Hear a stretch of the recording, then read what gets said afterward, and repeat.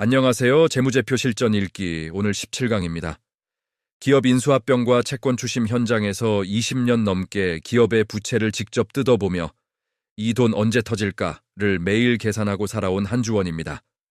지난 16강에서 투자자산과 지분법을 봤죠. 남의 회사 이익이 우리 손익에 섞여 들어오고 이익은 예쁜데 현금은 안 들어오고 숨겨진 손실이 부메랑처럼 돌아오는 구조.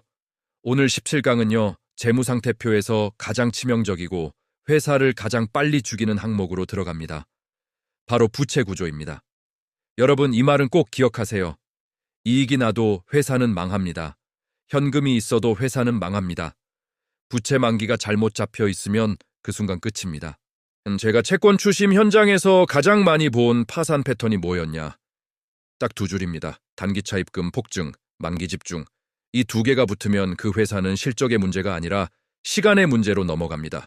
언제 터지느냐의 문제지 터지느냐의 문제가 아니에요. 오늘은 부채 구조를 세 가지 핵심 축으로 정리합니다. 단기 대 장기 차입금 비중, 만기 집중 위험과 롤오버 가능성, 그리고 숨겨진 부채와 전체 부채 건전성. 이 세 축만 잡으면 부채가 혈액인지 아니면 올감인지 바로 보이기 시작합니다. 자, 갑니다. 첫째, 단기 대 장기 차입금 비중입니다. 단기는 속도가 무기죠. 가장 기본부터 잡겠습니다. 부채는 크게 유동부채와 비유동부채로 나뉩니다. 유동부채는 1년 안에 갚아야 하는 빚, 비유동부채는 1년 넘어서 갚아도 되는 빚이죠. 여기서 투자자가 제일 무서워해야 하는 건 단연 유동부채, 그 중에서도 단기 차입금입니다. 왜냐, 지금 당장 만기가 돌아오거든요. 시장 상황이 조금만 흔들려도 바로 목을 조릅니다. 대표적인 단기 차입금은 은행 단기 대출, 기업어음인 CP, 전자단기사채 같은 것들입니다. 평소엔 회사가 굴러가게 해주는 연료인데 한번 신용이 흔들리면 바로 폭탄으로 바뀝니다. 지금부터 여러분이 종목 하나 볼 때마다 자동으로 보셔야 할 실전 체크포인트입니다. 먼저 단기 차입금이 총 차입금의 40% 이상이면 위험합니다. 이때부터 회사는 운영이 아니라 롤오버 게임을 하고 있는 겁니다. 둘째, 단기 차입금이 유동자산을 초과하면 더 위험합니다. 유동자산은 1년 안에 돈이 될 수 있는 자산이죠. 그걸로도 단기 부채를 못 막는다면 이미 단기 유동성 위기 초입입니다. 셋째, 최근 2년간 단기 차입금이 급증했는가? 왜 급증할까요? 현금이 부족하니까, 영업으로 못 버니까, 투자하다가 돈이 모자라니까, 혹은 기존 만기를 돌려막으니까. 이게 보이면 그 회사는 돈을 벌어서 갚는 구조가 아니라 돈을 빌려서 버티는 구조에 들어간 겁니다.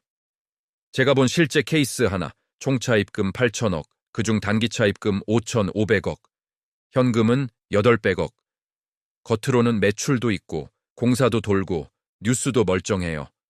근데 금리 인상기, 금융시장 경색, 신용등급이 흔들립니다. 롤오버가 딱 한 번 막혔습니다. 끝입니다. 법정관리 직행. 여러분 단기 부채는 회사에게 시간을 안 줍니다. 이제 두 번째 축, 만기 집중 위험과 롤오버 가능성입니다. 만기표 한 장이 생사를 가릅니다. 부채는 총액도 중요하지만 실전에서는 언제 갚아야 하느냐가 더 중요합니다. 부채는 숫자보다 만기가 무섭습니다. 예를 들어 부채가 1조인데 그중 5천억이 내년에 한꺼번에 만기가 돌아온다면 어떨까요? 그럼 회사는 내년 한 해를 사업으로 버티는 게 아니라 상환으로 버텨야 합니다. 이게 만기 집중 위험입니다. 어디서 보느냐? 정답은 하나, 주석입니다. 주석에서 차입금 만기표나 금융부채 만기 분석 같은 항목을 찾으세요. 거기 보면 1년 이내, 1, 2년, 2, 5년, 5년 초과 이렇게 분포가 나옵니다.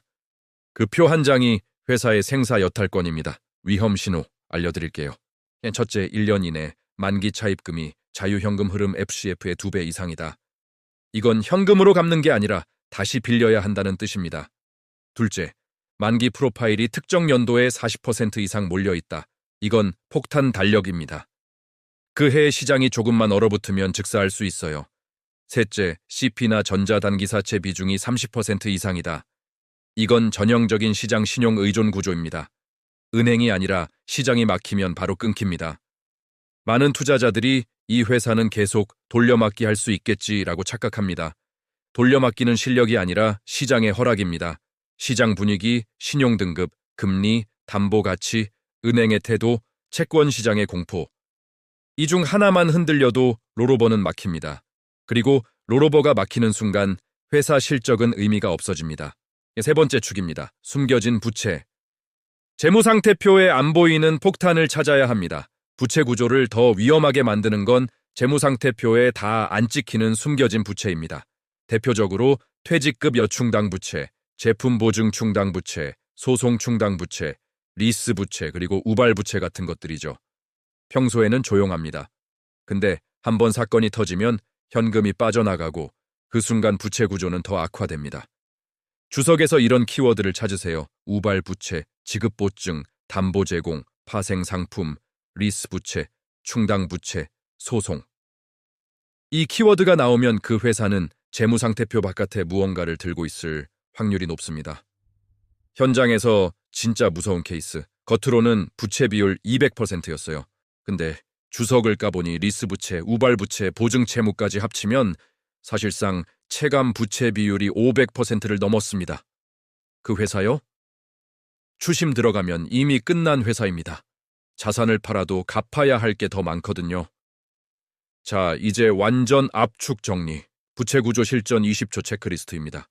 이것만 해도 죽을 종목 많이 걸러낼 수 있습니다. 단기차 입금 비중이 총차 입금의 40%를 초과하는가? 1년 내 만기차 입금이 FCF의 2배 이상인가? 만기가 특정 연도에 40% 이상 몰려있나? 주석의 우발 부채, 리스 부채, 충당 부채 규모는? 그리고 이걸 다 합친 진짜 부채 비율이 300%를 넘나? 이 5개만 보면 부채가 회사 목을 조르는지 바로 보입니다. 마무리하겠습니다. 여러분, 부채는 나쁘다가 아닙니다. 부채는 도구입니다. 하지만 부채 구조가 잘못되면 그 도구는 회사의 목줄이 됩니다. 그래서 이 두 질문만은 무조건 습관으로 만드셔야 합니다. 이 돈 언제 갚아야 하지? 그리고 그때 갚을 수 있을까? 오늘 17강은 여기까지입니다. 다음 강의에서는 사채와 전환사채, CB와 BW로 넘어갑니다. 발행구조, 금리, 리픽싱, 전환가 조정, 그리고 죽에 박히는 희석 폭탄까지. 겉으로는 자금 조달인데 실제로는 주주한테 청구서인 경우 그 구조를 현장 기준으로 싹 정리해드리겠습니다. 지금까지 기업 인수합병 채권 추심 전문가 한주원이었습니다. 부채를 볼 때마다 오늘의 두 질문 꼭 던지세요. 감사합니다.